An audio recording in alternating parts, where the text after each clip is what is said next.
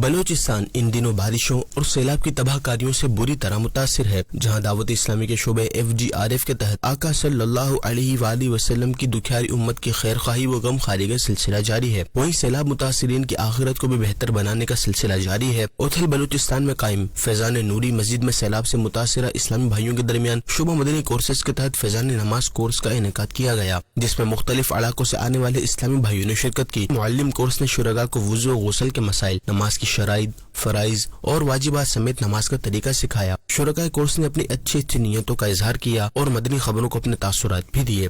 میں نے 7 دن کا فیضان نماز کورس میں حصہ لیا، غسل کے فرائض، واجبات، بہت کچھ میں نے سیکھا۔ مزید میں اجتماع میں شرکت کروں گا، نیت کرتا ہوں 3 دن کے قافلے میں سفر کروں گا۔ میں نے یہاں 7 دن کی فیضان نماز کورس مکمل کیا ہے، نیت کرتا ہوں مدنی قافلے میں 3 دن کے سفر کے لیے میں نیت کرتا ہوں انشاءاللہ میں سفر کروں گا۔ ہم نے قاعدہ پڑھا، مدنی قاعدہ، میں نے نیت بھی کی ہے، میں الحمدللہ جاؤں گا مدنی قافلے میں 3 دن کے لیے انشاءاللہ عز و جل۔ آخر میں فیضان نماز کورس میں شرکت کرنے والے اسلامی بھائیوں میں تحائف بھی تقسیم کیے گئے۔